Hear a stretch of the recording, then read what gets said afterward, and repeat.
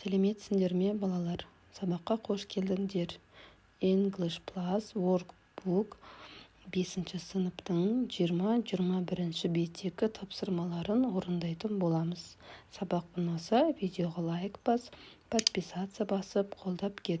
Сабақты соңына дейін қарап, тек содан кейін ғана қажетті жерін жазып ал. Сабақтың тақырыбы shops, дүкендер. Соған байланысты тапсырмалар орындайтын боламыз. Бірінші жаттығу. Look at the pictures and write the correct words.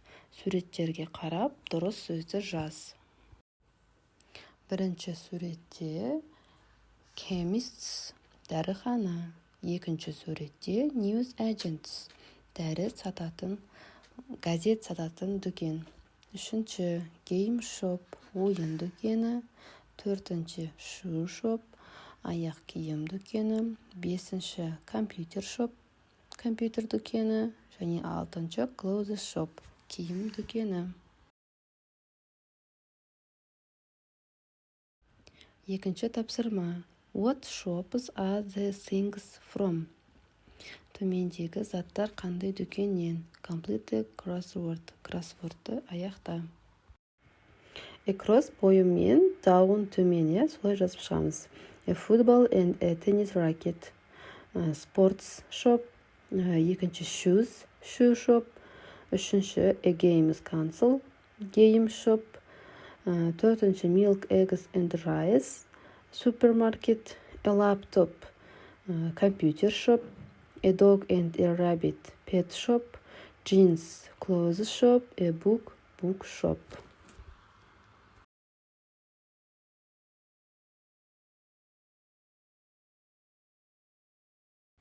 Үшінші тапсырма. Write about the shops in the shopping center. Сауда орталығындағы дүкендер туралы жаз дейді. Екі қабатты сауда орталығында қандай дүкендер бар екенін there is қолданып жазамыз. There are 2 book shops. Онда екі кітап дүкені бар. There are 2 clothes shops. Онда екі киім дүкені бар. There are 3 shoe shops. Онда 3 аяқ киім дүкені бар. There is a pet shop on the first floor. Бірінші қабатта жануарлар дүкені бар. There is a news agent on the first floor. Бірінші қабатта газет сататын дүкен бар. There is a sport shop on the second floor. Екінші қабатта спорт дүкені бар. There is a computer shop on the second floor. Екінші қабатта компьютер дүкені бар. Демек біз суретке қарап 7 сөйлем жаздық.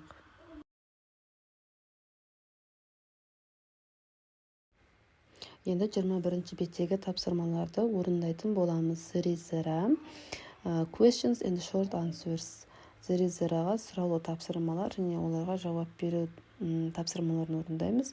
Және prepositions of place, орын предлогтарынан байланысты тапсырмалар орындайтын боламыз. Бірінші тапсырма. Complete the questions with is or are. Сұрақтарды is немесе are қолданып аяқта. Then complete the short answers with is, isn't or are, aren't дейді. Одан кейін сол сұрақтарға жауап бер дейді. Is, isn't, are, aren't қолданып. Мысалы, Jim. Are there any shops in this street? Бұл көшеде қандай да бір дүкендер бар ма дейді. Kate жауап береді. No, there aren't. Жоқ, онда жоқ дейді. Дәл осылай мысалда берілгендей сұрақтарға жауабын жазып белгілейміз. Бірінші сөйлем. Are there any supermarkets near here? Жақын маңда қандай да бір супермаркеттер бар ма? Yes, they are. Я, бар. Екінші. Is there a museum in this town? Мұнда қалада мұражай бар ма? Yes, there is. Я, бар. Үшінші. Is there a bus station in your city? Сенің қалаңда автобус аялдамасы бар ма? No, there isn't. Жоқ, онда жоқ. There are any cafes in the village? Ауылда қандай да бір кафелер бар ма? No, there isn't. Жоқ, онда жоқ. Бесінші, how many people are there in this shop? Мына дүкенде қанша адам бар? There are 8. Онда 8 адам бар. Алтыншы, how many rooms are there in the hotel? Мына отельде қанша бөлме бар? There are 10. Онда 10 бөлме бар. Енді мен тапсырманы қалай is, are қойдым. Сұрақтан кейінгі зат есімге қарайсыңдар. Мысалы, супермаркетс дегенде s қосылып тұр, демек көпше түрде are болады. Museum сөзінде екінші сөйлемде s қосылмаған жекеше түрде берілген, сондықтан бұған is қойдым, солай қойып шығамыз. Енді екінші тапсырма. Write questions to ask a pen friend дейді. Сұрақтар берілген, шатастырылып, соны дұрыстап жазамыз. Мысалы, a famous football team in your town дейді. Бұл жерде де there-ның сұралы түрде қолданамыз. Is there a famous football team in your town? Сенің қаланда футбол командасы бар ма дейді, танымал, Бірінші, a shopping center in your town. Is there a shopping center in your town? Сенің қалаңда сауда орталығы бар ма? Is there a park next to your school? Сенің мектебіңе жақын жанында саябақ бар ма? Мына жерде бізде shops көпше түрде берілген, сондықтан are қолданамыз. Are there any shops near your house? Төртінші дәл солай, sports shops көпше түрде берілген, сондықтан are болады. Are there any good sports shops in your town? Бесінші, тоже көпше түрде берілген, teachers. Are there how many teachers are there in your school? Алтыншы, how many students are there in your class? How many people are there in your family? Сенің отбасында неше адам бар?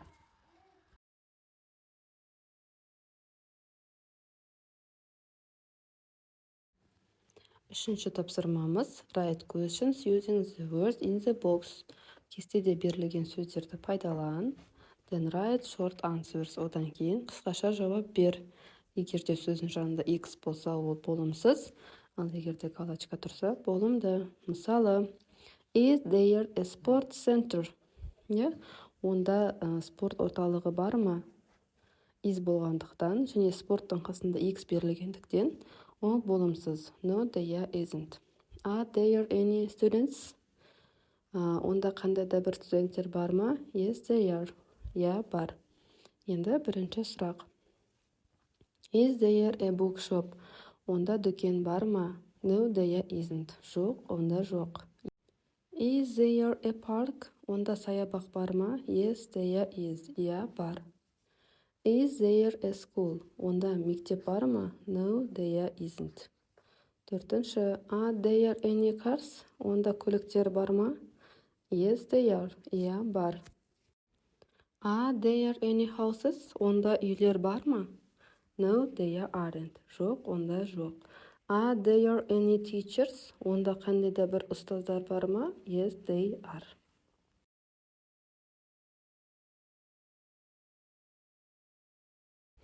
Төртінші тапсырма. Look at the picture. Суретке қара. And complete the sentences using there is, there are, and the word in the box. Одан кейін сөйлемдерді there is, there are қолданып, және де төменде берілген предлогтарды пайдаланып аяқта. There is a cat under the table. Мұнда мысық үстелдің астында. There is a dog next to the cat. Мұнда ит мысықтың жанында. There are two posters opposite the table. Үстелге қарама қарсы екі постер бар. There is a bag on the table. Үстелдің үстінде сумка бар. There are two books in the bag. Сумканың ішінде екі кітап бар.